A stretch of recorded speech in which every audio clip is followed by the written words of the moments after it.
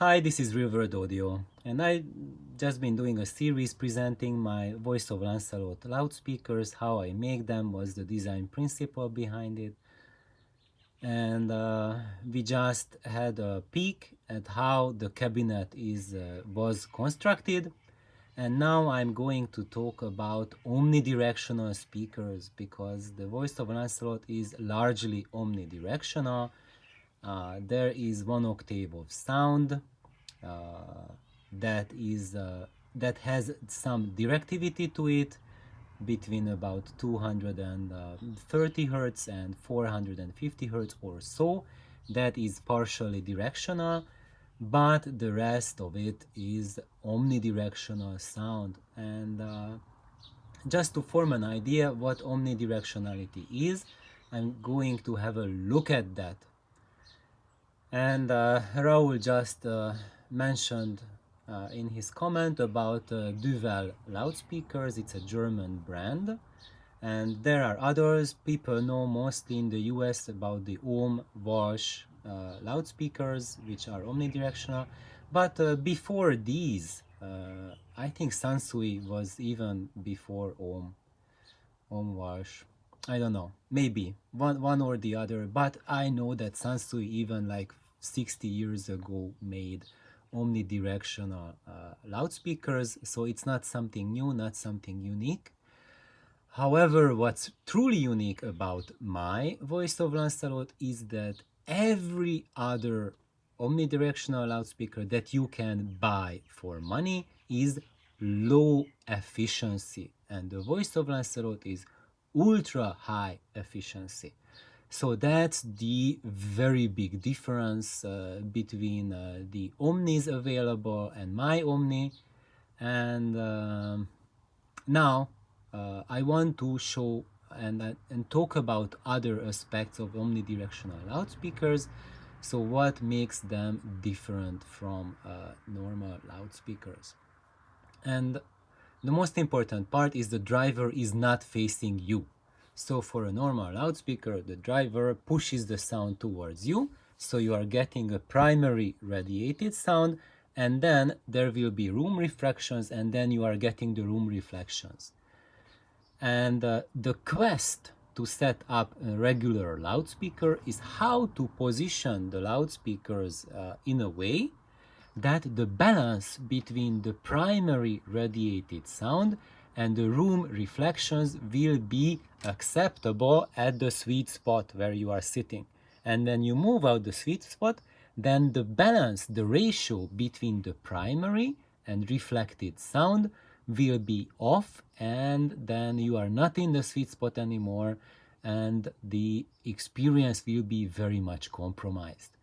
And because of that, for regular direct radiating loudspeakers, all of them are literally sweet spot loudspeakers, and the sweet spot can be narrower or wider, but for all of them it's true that you have one person sitting in the sofa who is enjoying the show, and if you have people listening for your system like a small audio club get together, then we have to take turns who's sitting in the sweet spot, because he's the only guy or gal who can enjoy the stereo. The rest of them have compromised sound quality, especially those ones who are sitting in front of the loudspeaker.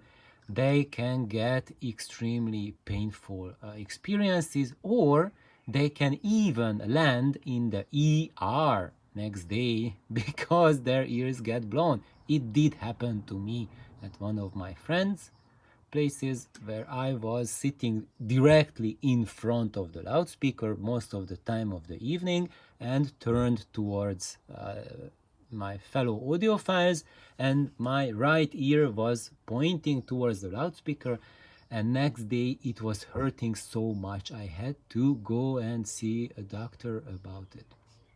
So this is something that's never happening with omnidirectional loudspeakers, because what they do is, here there's a driver, that's the mid-range driver, it fires up, and then it fires onto this cone here, which is an inverse horn basically.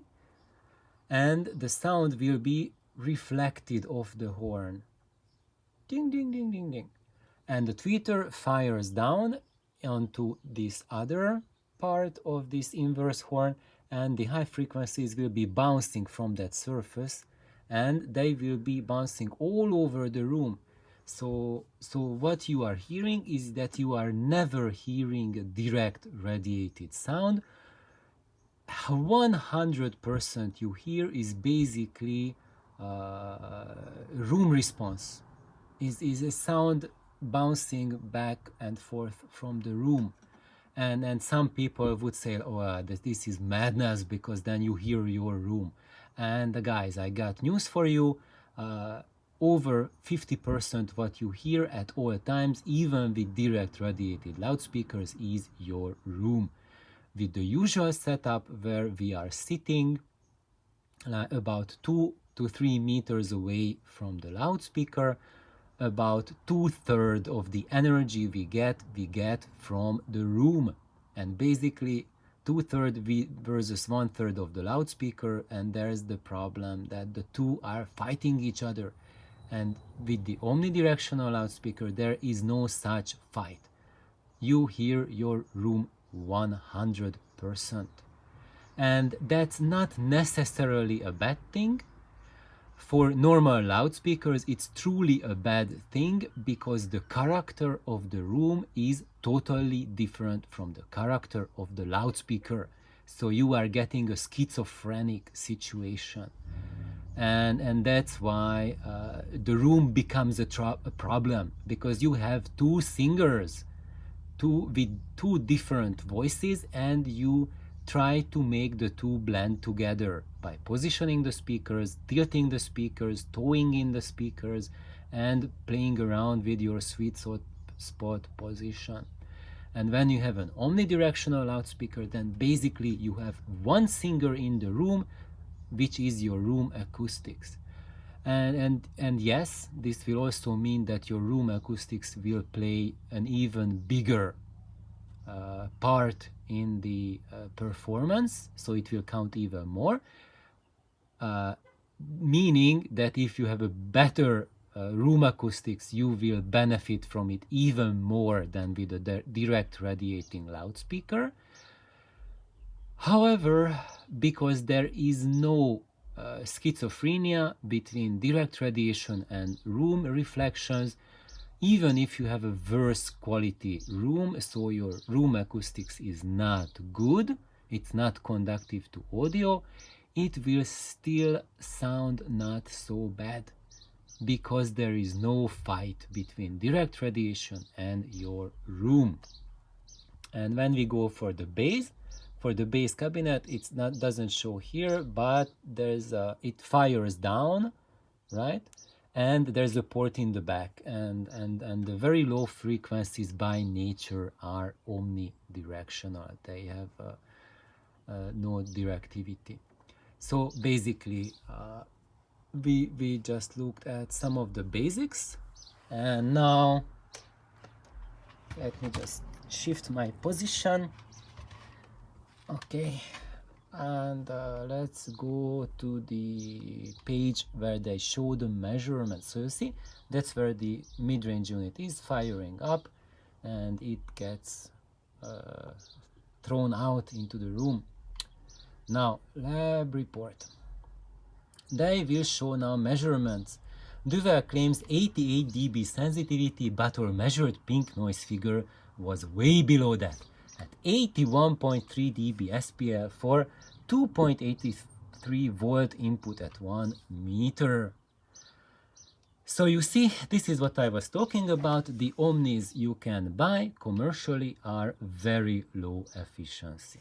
Because just look at that, 81 dB, but that's not per watt, that's for 2.83 V, and it says 3.7 ohm loudspeaker. So if it was an 8 ohm loudspeaker, then it would be this SPL, but it's 3.7, so we have to take away a little bit more than 3 dB from the output, so it's something like basically 78 dB per watt meter efficient. 78. Okay, So you see that's a little bit different from the voice of Lancelot's 102 dB per watt meter. However, there is one more important thing about the measurements, is that the numbers of efficiency and sensitivity for an omnidirectional loudspeaker are not directly comparable to a direct radiator loudspeaker's sensitivity readings. And actually, Duevel's claim that 88 dB per 2.83 volts, so if we convert it to per watt, it would be something like 85 dB or 84 dB per watt meter per Duevel's claims.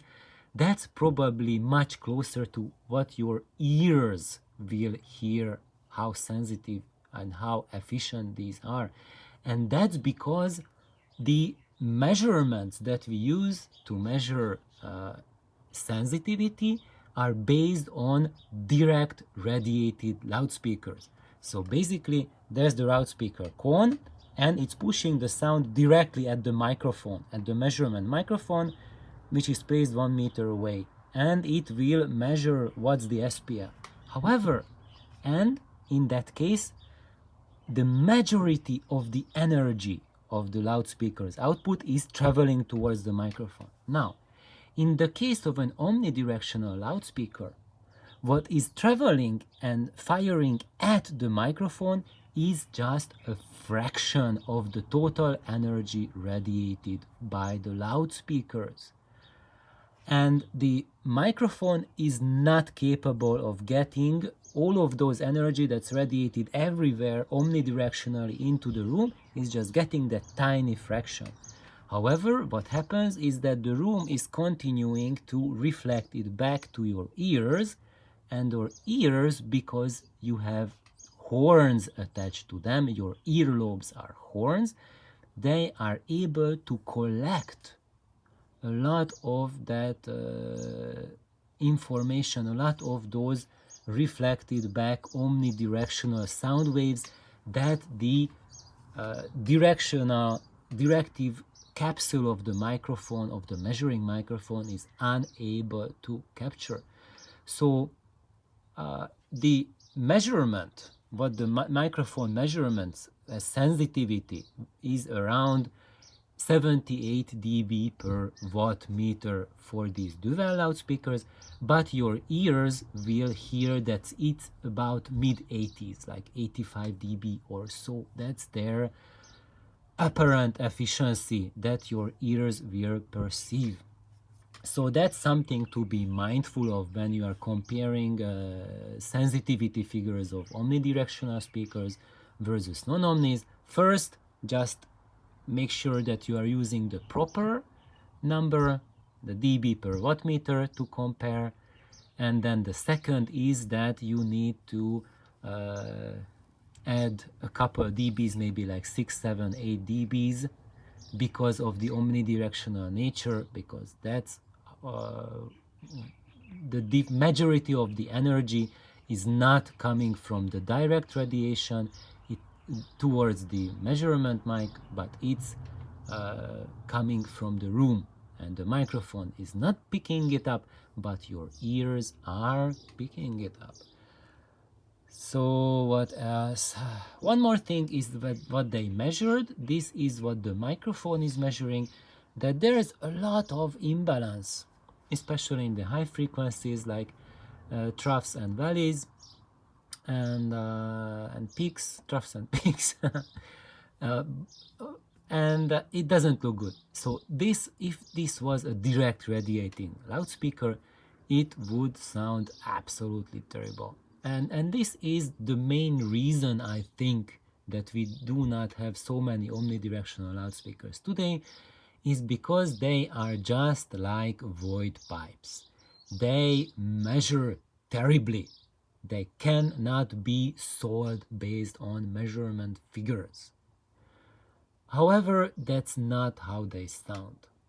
They sound much more natural than direct radiator loudspeakers, and especially the way they image. And yes, what we have with direct radiator loudspeakers is that they show a very crisp and crystal sharp image.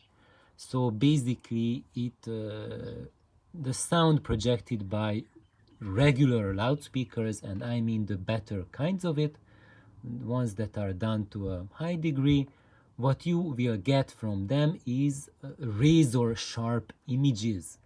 And when you hear a singer or an instrument, you will have a very crystal clear picture of it and well defined boundaries. Excuse me.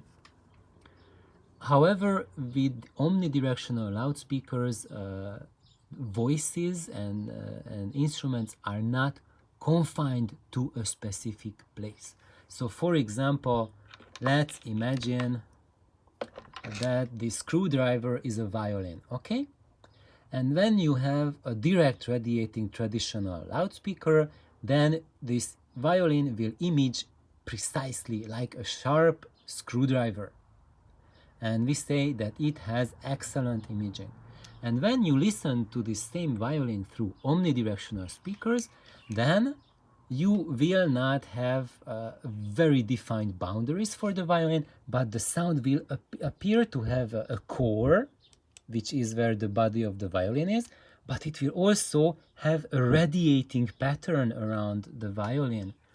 And most people, when you hear Omni at first, you think that, the imaging is not so good because the violin is not so defined. But I want you to make an instrument, buy a violin, or have a friend of yours who has a violin and stand between the two loudspeakers and play the violin there. And you will be amazed that what you hear is not that sharp image and clear-cut, well-defined, tiny, compressed violin that you are hearing from direct radiators, but what you will hear is what the Omni loudspeaker gives you, that there's a body of violin and it radiates out sound. That's how natural instruments produce sound, because actually the overwhelming majority of music instruments we use are primarily omnidirectional in nature. The way they produce their sound is at least 80% or more omnidirectional. They have very little directive component to it, and that directivity is rarely, if ever, pointed at the microphone.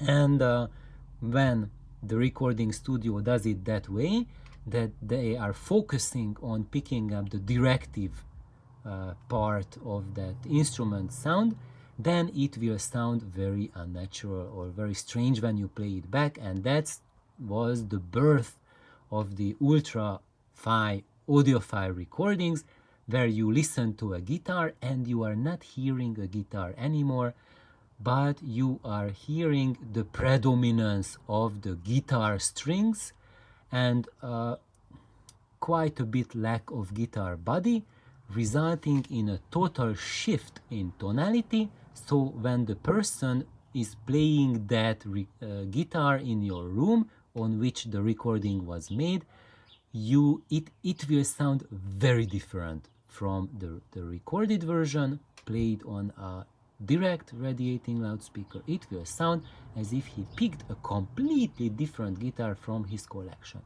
And I know, sadly, this is totally uninteresting to the majority of audiophiles, because what most audiophiles want is the highest detail level, and regardless of fidelity to the source material. For me, I would say I'm primarily a musician. I'm primarily interested in music. And for audio gear, my persuasion is to connect to music and not to have the highest artificial detail level. And when this is your persuasion, then omnidirectional loudspeakers will give you by far more faithful and accurate results than direct radiators. And even though you will find this thing happening, well, I got news for you. this is also happening with your room, and the valleys and peaks you will be getting will depend very largely on your room acoustics, and you can make it worse or fix it by fixing your room, which you should be doing anyway if your goal is high quality music listening. So I think that was it for today. I do not have any additional things to add. Thank you for tuning in. If you have questions or comments, share your experiences. One more thing, one more addition with these, with the omnidirectional sound, is that omnis can present live concerts and large venues like a classical performance with incredible naturality. So if you are listening to a symphony and you listen through an omni, it is like you are sitting in the concert hall, and when you listen through any direct radiator in comparison, it will sound fake. So what the reviewer said here is that he needed to adjust to a completely different sound of the omnis, and I have to say the same. Yes, your ears will need an adjustment and a recalibration to get used to omnidirectional sound, but and simply because we are used to listening for decades with direct radiators. However, if maybe you are a musician and you have not been listening to the fake stereo image for decades, that's not your calibration source, but real music is, and you are mostly going to live concerts, then the omnis will right away will be a major improvement for you. And even though if they are lower efficiency, but hey guys, whichever we can buy commercially, the vast majority of it is in this efficiency range anyway. If you want higher efficiency, then really you have to build your own. So thank you for tuning in. Please like, subscribe, have an amazing day. Bye bye.